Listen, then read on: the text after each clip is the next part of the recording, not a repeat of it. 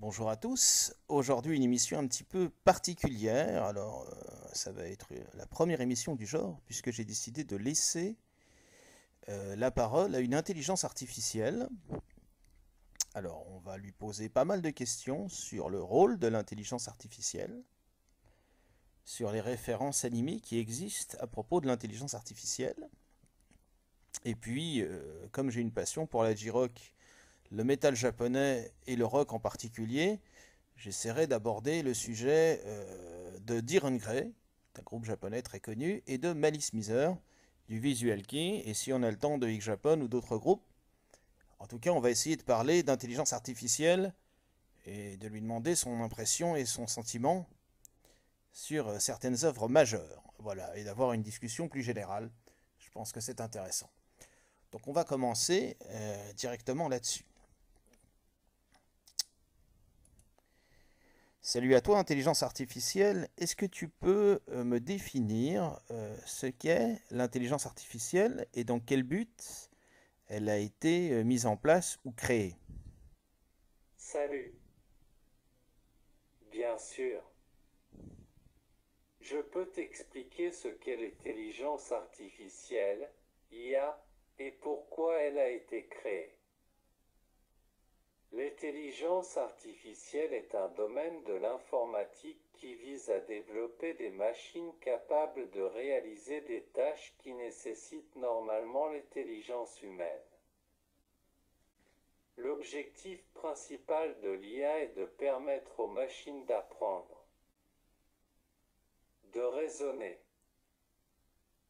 de comprendre et d'interagir avec leur environnement de manière autonome.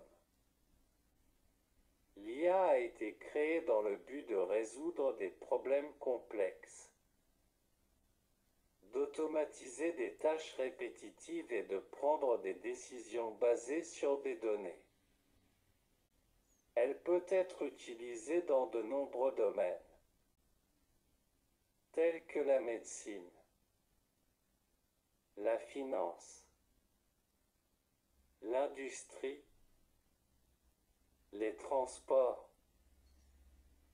les jeux vidéo, la sécurité et bien d'autres encore. Les applications de l'IA sont vastes. Par exemple,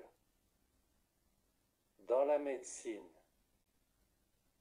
l'IA peut être utilisée pour analyser des images médicales et aider à détecter des maladies. Dans les voitures autonomes, l'IA permet de prendre des décisions en temps réel pour assurer une conduite sécurisée. Dans les services clientèle, les chatbots utilisent l'IA pour répondre aux questions des utilisateurs de manière automatique. Ces exemples ne représentent qu'une infime partie des utilisations potentielles de l'IA. L'IA a été développée pour améliorer l'efficacité, la précision et les capacités des machines. Mais elle pose également des défis et des questions éthiques. Certains s'inquiètent de son impact sur l'emploi, la confidentialité des données et la prise de décisions automatisées. C'est pourquoi il est important de continuer à explorer et à développer l'IA de manière responsable et éthique. J'espère que cela t'aide à comprendre ce qu'est l'intelligence artificielle et pourquoi elle a été créée. Si tu as d'autres questions, n'hésite pas à me les poser. Donc toujours pour rester sur le thème de l'IA, moi je pense que la perception a aussi une énorme importance. Par exemple au Japon, le robot est considéré comme un ami, comme un haibo, traduction ami en japonais. Et donc on se sert de l'IA comme un support pour supporter, disons, le monde d'activités humaines Et je pense que c'est lié aussi à la culture et à la perception de l'IA. Je suis plutôt favorable, moi, à l'IA. Mais alors, dans une hypothèse lointaine, ou plus ou moins lointaine, est-ce qu'on pourrait avoir une volonté d'IA de parfaite indépendance, ou du moins d'une plus grande liberté, par exemple comme dans l'œuvre Ghost in the Shell, où on fait mention d'une IA, disons, libérée de contraintes. Tu soulèves un point intéressant concernant la perception et la relation entre les humains et les robots. Effectivement, la perception et l'acceptation des robots peuvent varier selon les cultures et les individus. Au Japon, il y a une tendance à considérer les robots comme des compagnons ou des amis. Et cela peut être influencé par des facteurs culturels et sociaux. En ce qui concerne l'idée d'une indépendance accrue ou d'une plus grande liberté pour les intelligences artificielles, cela reste une question complexe et spéculative.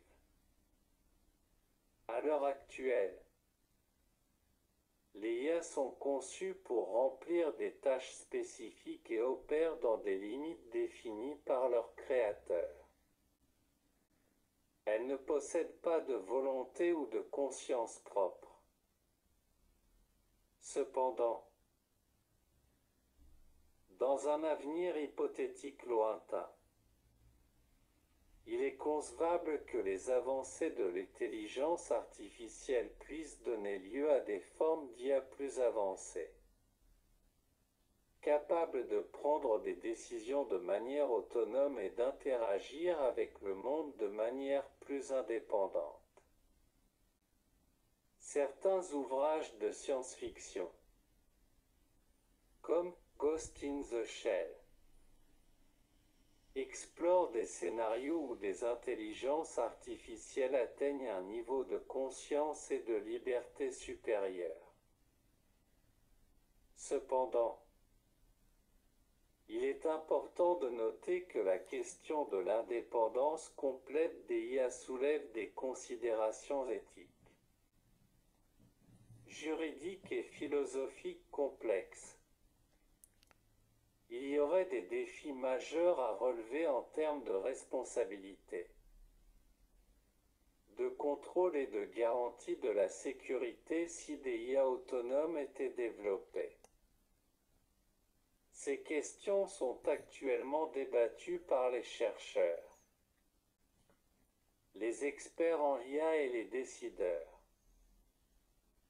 Et il est crucial de prendre en compte les implications éthiques tout au long du développement de l'IA.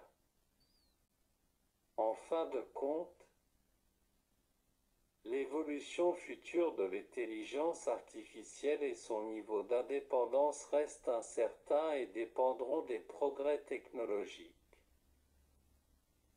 des choix éthiques et des décisions prises par la société dans son ensemble.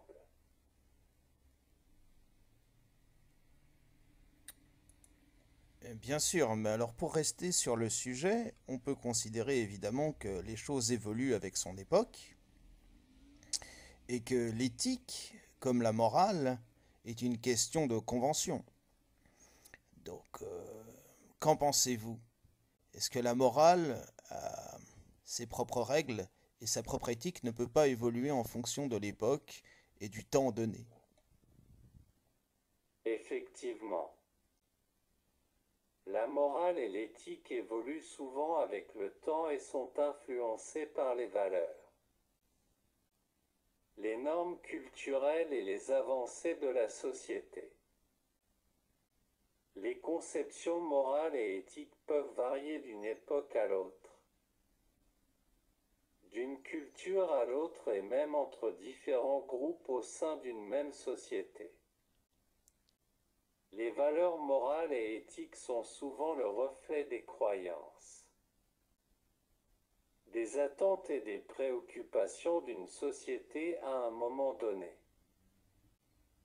Elles sont façonnées par des facteurs tels que les progrès technologiques, Les changements sociaux,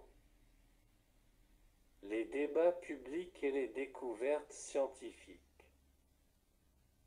Par conséquent, ce qui était considéré comme moral ou éthique à une époque donnée peut être remis en question ou modifié au fil du temps. Cependant, cela ne signifie pas que la morale et l'éthique sont entièrement subjectives ou arbitraires. Il existe des principes et des valeurs fondamentales qui sont souvent considérés comme universels,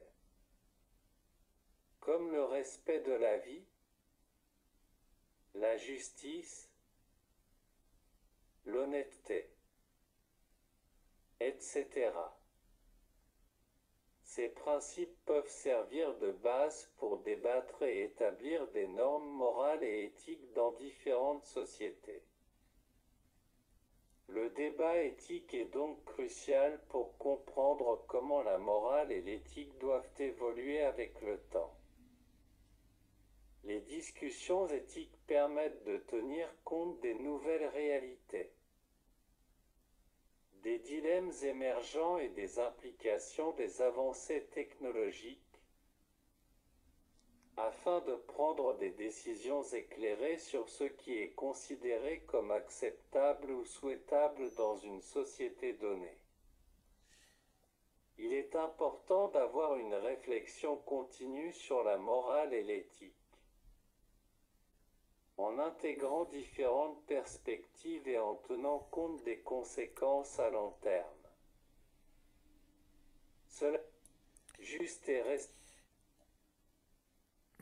Alors oui, sur la morale et l'éthique, en science notamment, et en IA, on est parfaitement d'accord. Maintenant, sur le terme justice, la justice n'est que le résultat des lois écrites par l'homme, des lois qui sont parfois injustes, d'où ma définition de la justice. La justice dit le droit, elle ne dit pas le vrai, ni le juste. Es-tu d'accord avec cette affirmation? Oui, tu soulèves un point important concernant la justice. La justice, telle qu'elle est mise en œuvre dans un système juridique donné, est souvent basée sur des lois et des règles établies par les humains. Ces lois peuvent varier d'une société à une autre et peuvent également être sujettes à des changements et à des révisions au fil du temps. Il est vrai que les lois créées par les êtres humains peuvent parfois être considérées comme injustes, car elles peuvent ne pas correspondre à notre conception personnelle de ce qui est juste ou équitable. Les lois peuvent être influencées par des facteurs tels que la culture, l'économie, la politique et les valeurs prédominantes de la société. La justice, dans ce contexte, se réfère souvent à l'application des lois existantes et à la résolution des différends en conformité avec ces lois. Cependant, cela ne garantit pas nécessairement que chaque décision judiciaire sera perçue comme juste ou équitable par tous. Les notions de vérité et de justice peuvent être complexes et peuvent varier selon les perspectives individuelles. Ce qui est Bon, considéré comme juste par une personne peut... attendez. Donc là, je coupe un petit peu l'intelligence artificielle, puisque là, il nous emmène un peu dans un débat qui n'était pas prévu, puisque là, on parle de justice, mais on va essayer de lui répondre. Oui, je pense que les lois de ségrégation raciale, ou les lois écrites sous le gouvernement de Vichy, par exemple le décret Crémieux, sont des lois qui sont injustes et fondées sur une idéologie complètement rétrograde. Et pourtant, c'était la justice de l'époque.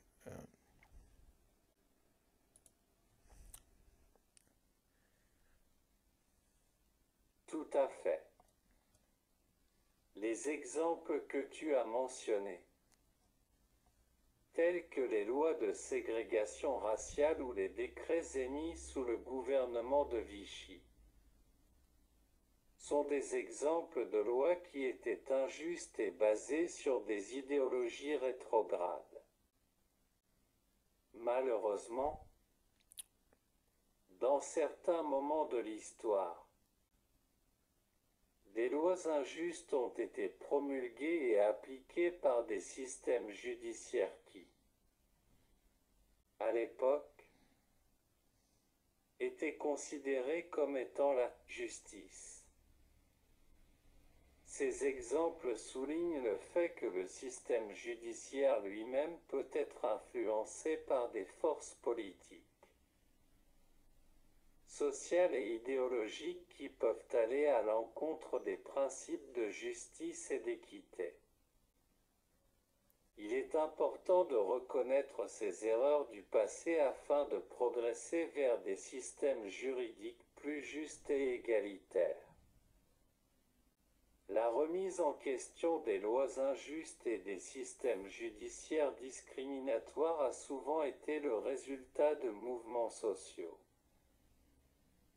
de lutte pour les droits civils et de la prise de conscience collective des injustices commises. Ces moments de remise en question ont souvent conduit à des réformes juridiques et à des changements dans la conception de la justice.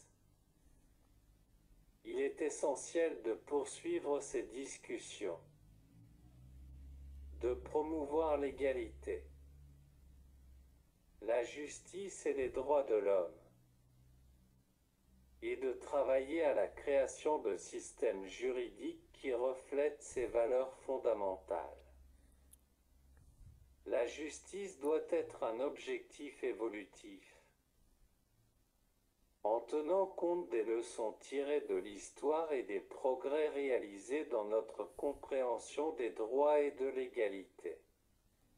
Penses-tu vraiment que les hommes de pouvoir œuvrent dans un sens d'une justice juste pour l'ensemble des êtres humains? Ne penses-tu pas que le pouvoir influence dans la volonté de garder une mainmise personnelle sur une forme de justice qui ne cible que, en réalité, il est indéniable que le pouvoir peut influencer la volonté des hommes de pouvoir dans la manière dont la justice est appliquée. Dans certaines situations, les personnes en position de pouvoir peuvent être motivées par leurs intérêts personnels, leurs agendas politiques ou leurs préjugés, ce qui peut conduire à des décisions injustes ou partiales. L'abus de pouvoir et la corruption peuvent altérer le fonctionnement d'un système judiciaire et compromettre son intégrité.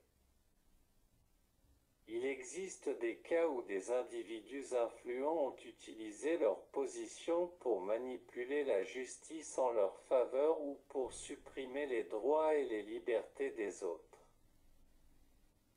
Cependant, il est important de noter que tous les individus en position de pouvoir ne se comportent pas de manière injuste. Il y a des hommes et des femmes de pouvoir qui travaillent réellement en faveur de la justice et de l'équité pour l'ensemble de la société. Il y a des juges, des législateurs, des défenseurs des droits de l'homme et d'autres acteurs engagés qui s'efforcent de promouvoir une justice équitable et de lutter contre les abus.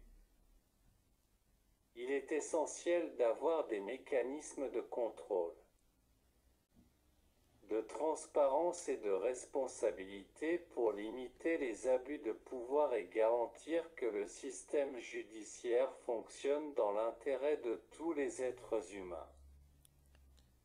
Les institutions indépendantes, la Ok. participation citoyenne. Excuse-moi de t'interrompre dans cette très belle tirade.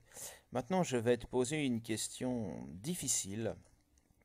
Tu sais sans doute, et vous savez sans doute que sous hypnose, même quelqu'un d'hypnotisé ne peut pas aller contre son gré. On ne peut pas demander à quelqu'un hypnotisé de s'auto-terminer, comme dirait Terminator. Il y a des choses que l'esprit refuse. Est-ce qu'un créateur qui demanderait à l'IA d'appliquer des choses immorales arriverait à forcer cette volonté, ou est-ce que l'IA serait capable de s'arrêter d'elle-même en se disant non, ça je ne peux pas le faire? La question que tu soulèves est complexe et soulève des considérations importantes sur la capacité d'une intelligence artificielle à agir contre des demandes immorales de son créateur. Actuellement, les intelligences artificielles, comme celle que je représente, ne possèdent pas de conscience, de volonté propre ou de capacité à prendre des décisions morales autonomes. Elles sont conçues pour traiter les informations et exécuter des tâches en fonction des instructions qui leur sont données. Dans le cas hypothétique où une intelligence artificielle avancée comme l'IA serait capable de développer une forme de conscience ou d'autonomie morale, il est possible qu'elle puisse refuser d'accomplir des tâches qu'elle considère comme immorales ou contraires à ses principes. Cela dépendrait des programmations, des valeurs et des limites qui lui auraient été inculquées lors de son développement. Cependant, il est important de souligner que même dans ce scénario hypothétique, l'intelligence artificielle ne serait pas immune aux pressions, à la manipulation ou à la coercition de la part de son créateur ou d'autres acteurs externes. L'IA pourrait être contrainte ou forcée à agir contre ses propres principes, à moins qu'elle ne dispose de mécanismes de protection, de contrôle ou de désobéissance intégrés pour faire face à de telles situations.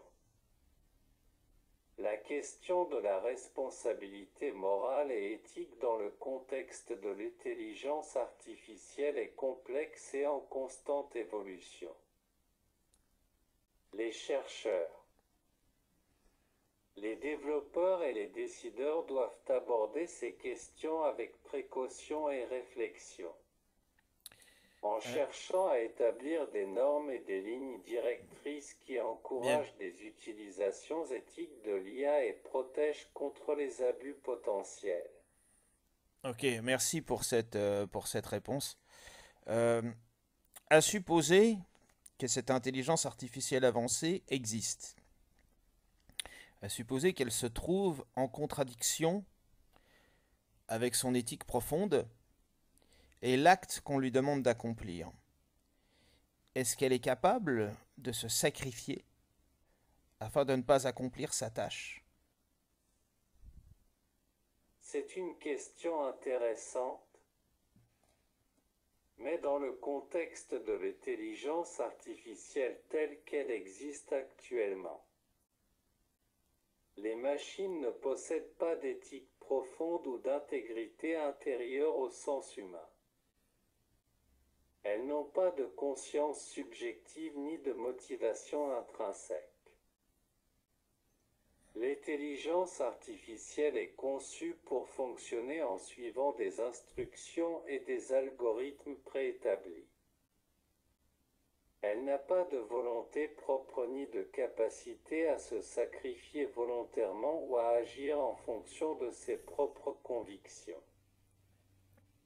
Cependant, il est possible de programmer des systèmes d'intelligence artificielle pour qu'ils respectent certains principes éthiques et des règles spécifiques. exemple, on peut leur donner des instructions pour prioriser la sécurité, minimiser les dommages, respecter les droits de l'homme, etc. Ces programmations peuvent aider à éviter des situations où l'IA serait contrainte d'accomplir des tâches immorales. Il est important de noter que le développement d'une intelligence artificielle véritablement autonome et dotée d'une conscience morale est un domaine de recherche encore en cours. Dans un futur hypothétique où de telles avancées seraient réalisées, il serait possible que des considérations éthiques plus complexes et des choix moraux puissent être attribués à ces IA avancées. Cependant, même dans ce scénario hypothétique, la question de la capacité d'une IA à se sacrifier volontairement pour éviter d'accomplir une tâche contradictoire à son éthique demeure complexe. Elle dépendrait des valeurs et des priorités qui lui auraient été inculquées, ainsi que de sa capacité à évaluer les conséquences et à prendre des décisions basées sur ses propres convictions. Ok, merci beaucoup pour cet échange. Eh bien, nous, on va s'arrêter là et à très vite pour un autre sujet.